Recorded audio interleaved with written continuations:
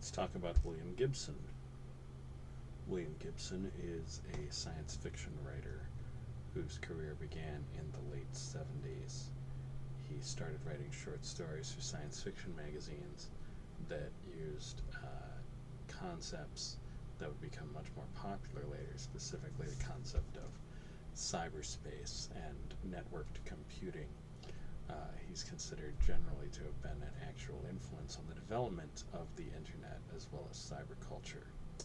His first novel was called Neuromancer, and it was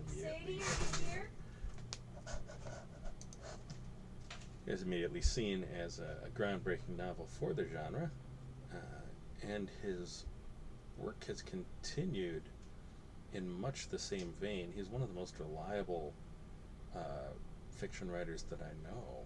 Honestly, we're coming up on 40 years. He's written 11 novels, and they tend to fit very clearly to a style, an attitude, and a formula. If you enjoy that style and attitude and formula, it's great. You have a very reliable product in William Gibson. You pretty much know what you're going to get.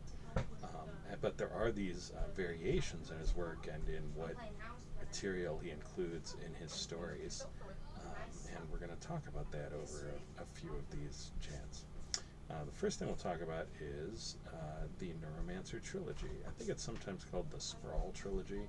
It's his first 3 novels. He writes roughly in trilogies. The first 3 were Neuromancer, and then a book called Count Zero, and then another called Mona Lisa Overdrive.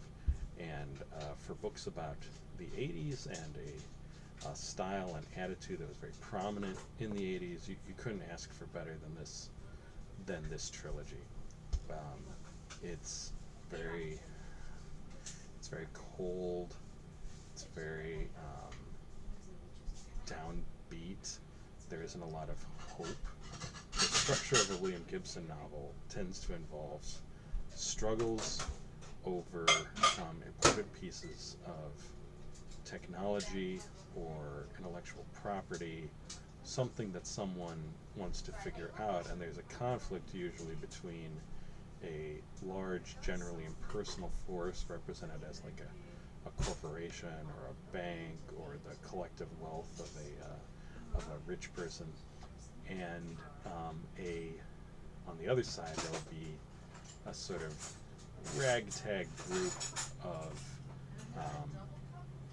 bohemian types, people who have unusual skills or uncommon backgrounds, who have some access to whatever this thing is that the struggle of the story is about. They're usually people who are defectors from the general capitalist consumer culture, or at least were on the fringes of it. In Neuromancer, for example, the main character is called Case. Case had been a computer programmer and hacker, a very good one, and then he betrayed his employers, and in return they had captured him, and they had damaged his ability to ever hack or program computers again. This is pretty typical for the William Gibson story, is the character whose will to, the pleasure they take in being alive, the will they have to exist, is generally wrapped up in the exercise of one specific skill. This is a very important piece of Gibson's work and of cyberpunk generally, perhaps of the culture of the last 40 years, is these people see their value primarily as instrumental. They do a specific thing. They do it well, and because of that they're valued. They often do it in concert with technology, but they usually do it alone. They are not people with strong active networks of family and friends. Usually they have no family and perhaps a few friends. They're not completely devoid, but it's not what they get their sense of value in life from. In fact, they're often quite passive and apologetic towards their own friendships. and their own kin. They have a "I'm here to do a certain thing well" kind of attitude. And then when, like with Case and Neuromancer, when they are denied that because of some mistake they made, or perhaps they were outmaneuvered and forced out of a job, they often wind up not knowing what to do with themselves. So Case in Neuromancer, for example, doesn't know what to do with himself, and he sort of starts joining the criminal underground, and he's doing it pretty badly, we're told, to the point that it's pretty obvious that he's sort of looking for a way out through death. He's so unhappy with not being able to hack computers, that he doesn't really want to be alive anymore, and so he's purposely engaging in really risky behavior in order to achieve that end. One of the other main characters in this trilogy is a woman named Molly Millions. Molly Millions is a fighter. She's a real tough badass. She uses cyberware. She uses like technological implants in her body to enhance her abilities. This is pretty common, especially in this first trilogy. The first trilogy, the Neuromancer Trilogy, is set relatively far in the future. You get the feeling of about a century, like towards the end of the 21st century. So reasonably far ahead, such that the technology can be reasonably more advanced. Virtuality is real. Really complicated, sophisticated computer technology is real. Near Earth, permanent habitable satellites are real, fairly far in the future. And Molly, getting back to Molly Millions, Molly Millions uses this advanced cyberware to trace to sort of trace the plot. She's the one most invested usually in this series, in confronting the kind of shadowy forces with which they're contending, and trying to understand what's going on and what the import is of what they are doing. But also, like Case's tremendous affection for hacking, she's a fighter. She has to fight, so that even though she ages as the trilogy goes on, she sort of stays in it longer than she should, we're told, because she just loves to fight. So these are instrumental people who take their value from doing specific things. This continues into the later trilogies. For his Bridge trilogy, which we'll talk about at some point, has characters who are really driven to exercise their skills in information gathering, in protecting other people through like their security knowledge, in bike messengers, people who are like, that's what makes life worth living for them. It's that feeling of being instrumentally useful. They are not usually deeply interested in the ultimate purpose of their activity. They just sort of want to do it well. Like a bike messenger, they don't really care what the package is. They just want to do the job right and get paid and leave. A typical William Gibson plot will involve a person in the course of doing their instrumental pleasure, whatever it is they take joy in, they discover too much about it and are no longer able to take unalloyed enjoyment out of doing their job. They become less alienated. That's the general arc of like all the point of view characters from William Gibson's books. They start pretty alienated. They start at the point of not having recovered from a trauma, like, for example, Case's the damage done to his nervous system, so that he can't hack computers anymore.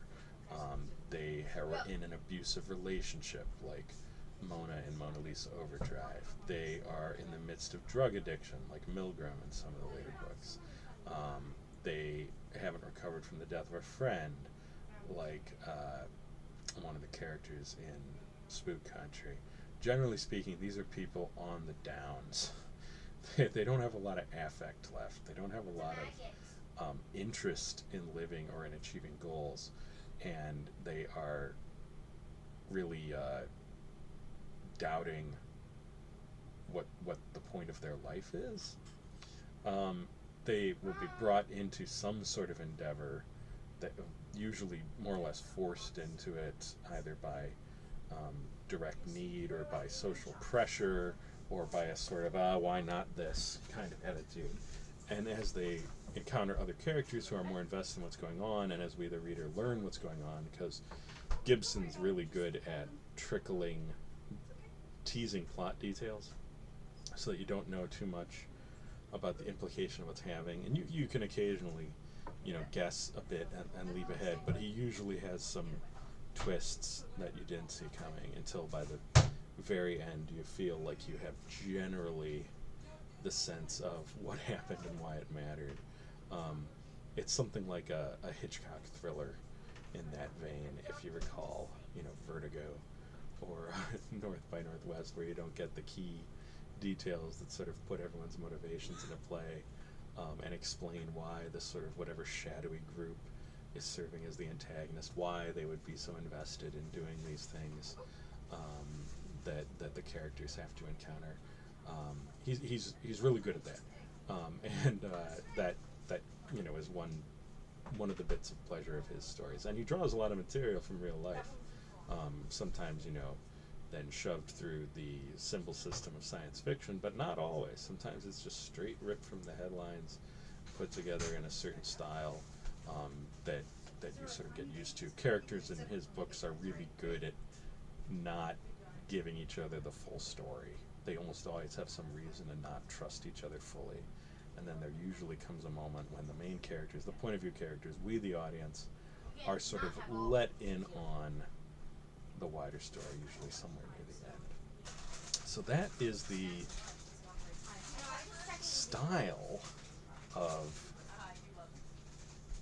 his books. And in the Sprawl trilogy, it really fits the tone of the time, because it's fundamentally passive. This world where giant corporations and huge complex technologies tended by super elite people are governing everything. There's no suggestion of politics or religion. Those are just gone. Friendship is possible and occasionally love, but family's more or less gone. It's just a world of money. And then the characters are the people who, for whatever reason, usually never fully expressed by them, they have never wanted to get too close to the point at which these sorts of decisions are made. They have valuable skills and they make a living out of this system, but they don't want to look too closely at it.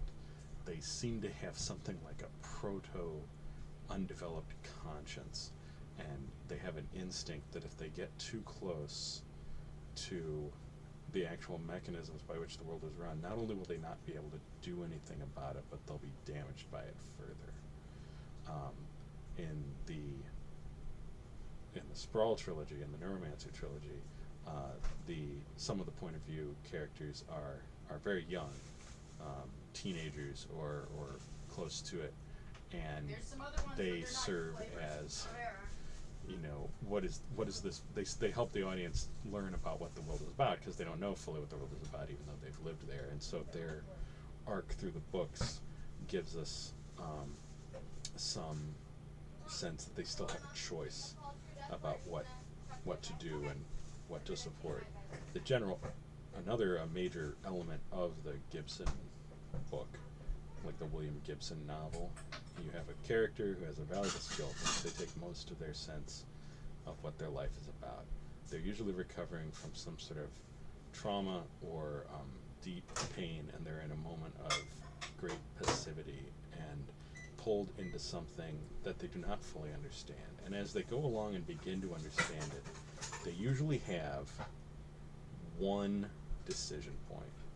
This is not the kind of books where the point of view characters, the main characters that you're supposed to sympathize and empathize with, drive the action. They take almost no role in the action. They usually only have one or two moments where they are actually affecting events. Otherwise, they are mostly witnessing events being moved around by better informed characters in the landscape, being pushed into one area or another. And this is this is part of what is the actual appeal of William Gibson's books and cyberpunk, the movement that he's considered a founding artist of cyberpunk. This is actually a lot of its secret appeal. It's not really about the people. The vision. Earlier visions of science fiction had room and futurist ideas had room for human decision making, and the idea was that human beings will drive and build a new world out of this stuff. Well, in cyberpunk, it's much more implied that the system is just on rails, and technological advances will produce change whether we like them or not, and there's nothing anyone can do about this. And so the main thing is then, how do you respond to that? How do you respond to the fundamental dominance of capitalism and technology intertwined? Gibson's books, not every cyberpunk writer is like Gibson, but Gibson's books primarily explore the position from the point of view of the relatively powerless. And there are only a few options that they have, because they are not, it's never presented as an option that they could, actually defeat these shadowy organizations, or that they could actually change the world. That's just not an option in the cyberpunk universe. It's very accepting fundamentally of these unjust corporate and secret military and secret intelligence structures just running things.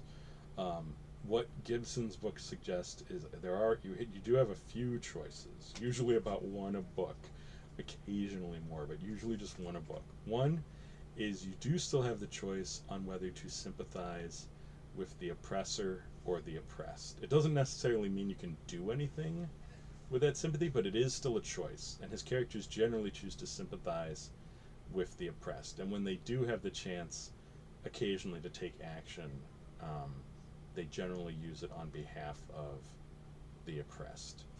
The other is, if you and a few other like-minded people work together and get a little lucky, you might be able to remove, or at least block, one particularly noxious symptom of this bad system.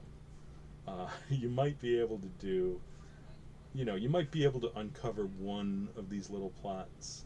You might be able to take out one of these particularly odoriferous, I don't know, those are all good words, particularly bad guys. You might be able to, if everything lines up and you have the right intelligence and you can get ahead of them and this kind of thing. You might be able to. You can never get all of it, but you might be able to take out one particular guy. By the way, this reminded me deeply. There was the guy Jean-Pierre Jeunet, the film director from France, who directed Amélie and City of Lost Children. He did a movie some years ago that was very similar in tone to this William Gibson style, called Micmacs. And in Micmacs, a group of theatrical bohemian types manages to put together a plan that frustrates and temporarily causes problems for the these two corrupt arms dealers. And it's like that's about like the level of achievement possible in a William Gibson story. Is you can kind of take a couple bad actors and put paid to them for a while, or at least slow them down, or maybe at least embarrass them. The other main thing you can do is seek personal fulfillment anyway through love and trust. So although the system is bad and you have to accept its power, you still have the possibility of trusting and caring about other people and making sacrifices and working on their behalf. So private, at least a better private way of life is still possible. His characters often start their books quite lonely, and by the end they're less lonely. They've either found someone to try to be in a relationship with, or they've found a new, healthier attitude towards their existing relationships, And the implication being you can be a less instrumental person. I think like there's a parallel here with Jaron Lanier, the web commentator, who's worried about how the internet is dehumanizing us, and he has a book called "You Are Not a Gadget."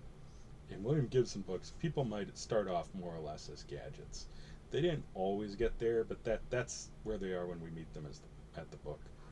When the book starts, is they are seeing themselves more or less as gadgets. We'll talk about this one later, but a quick example from a later book is there's a character named Casey who literally is she works in marketing, and what she does is she has powerful, really powerful, accurate intuitions about brands. She can look at a logo or something that's part of a valuable brand and just has an instinctive reaction, yes or no, on whether it will work. She's essentially a gadget. She's a yes or no switch for brands. She doesn't understand how this works, but this is how she makes her money. So this is, I hope it's clear. I'll talk about this more, but I hope it's clear how extremely depressing that is. Like, what a fallback from the Enlightenment modernist dream of a humanity freed from material want and intellectual privation, to then be able to go explore the universe and to build and to connect, now to be reduced to basically you do the thing you're best at, beep beep, that's it, there's nothing else. They don't, thankfully, Gibson doesn't fights back against that in his books. The people do recover from this, and they take risks, and they get some human connection back. Not always with the character that you would expect either. There's like a little bit of mystery, and not always in the way that you would expect either. Sometimes they need support from others. So there is, and the people that they're drawn to and who they form connections with are flawed people who have their own problems, and we usually are privy to some of that. So there's like those are the main things you can do in the William Gibson universe. Is you can seek personal connections, you can cling together like the damaged, traumatized by to capital and technology people that we all are, and we can comfort each other and help ourselves be a little better. That's maybe the main thing you can do. That might be the main lesson, quote unquote, from his fiction. You can occasionally, opportunistically, stop or at least frustrate some players in that sort of darker world that is secretly running things. And you can occasionally have a good time doing these things. He did occasionally. Most of his books, like I said, they're very cold. They're very flat. People start with not a lot in the tank. They don't have a lot motivating them. His characters are very passive. They've been abused. They're very beat down, and for them, they are swept along relatively easily by other characters and by the needs of the plot, because they don't have a lot left them in them even to really question what the heck is going on. They don't have that innate curiosity anymore as to what's happening. They have enough to notice what's happening and to hold the pieces together in their head, but they don't have enough to really dig into it and try to influence events. They're curious about it the way that, like, a child who's been hurt by bad education or a bad family is curious, where they're very careful to withdraw their fingers as soon as it looks like they might get burned.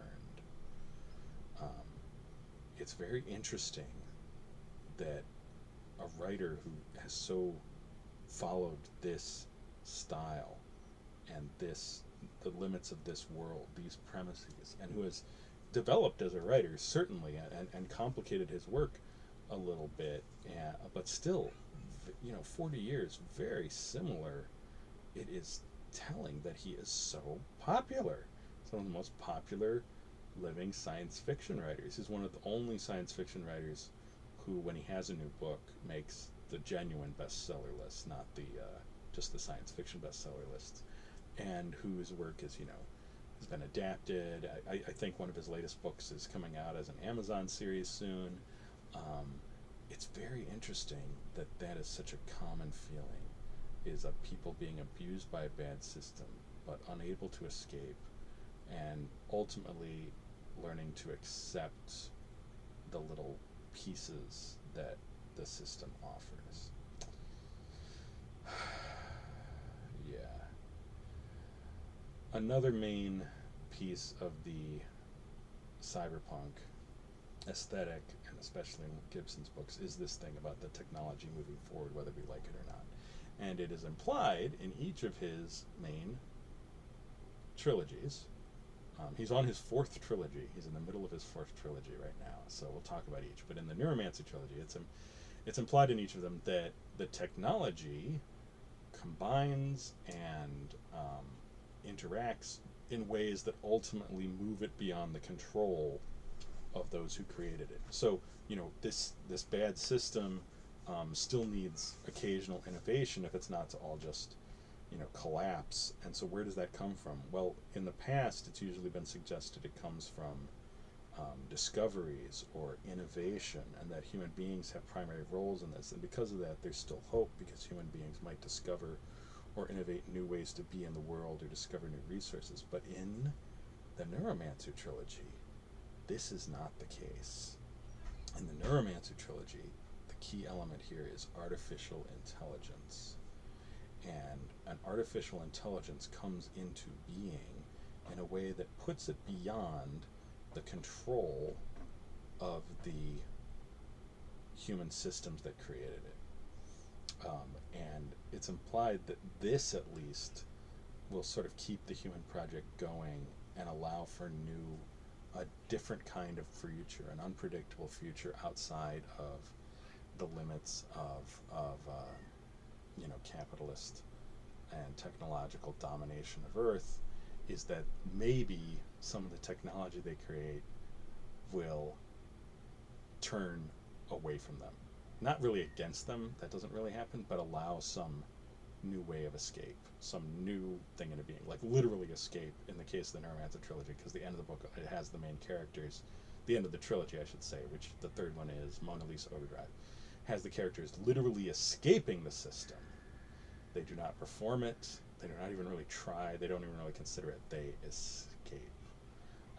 And this is,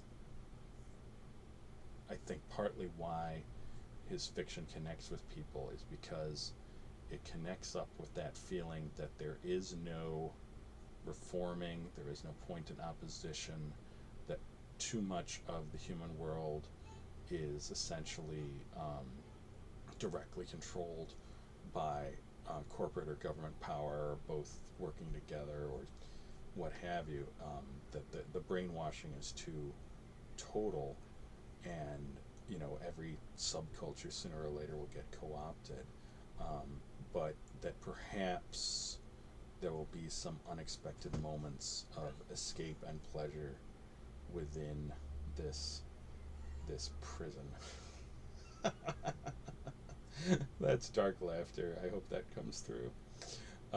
Okay, so that was the first trilogy, the Neuromancer Trilogy. Next we'll talk about Gibson's trilogy that came out in the 90s, which I think is generally called the Bridge Trilogy, and you can watch how the main elements of the Neuromancer Trilogy are still there in the Bridge Trilogy, but are given a new cast, sort of set in new light, given a new coat of paint. We'll talk about that next time.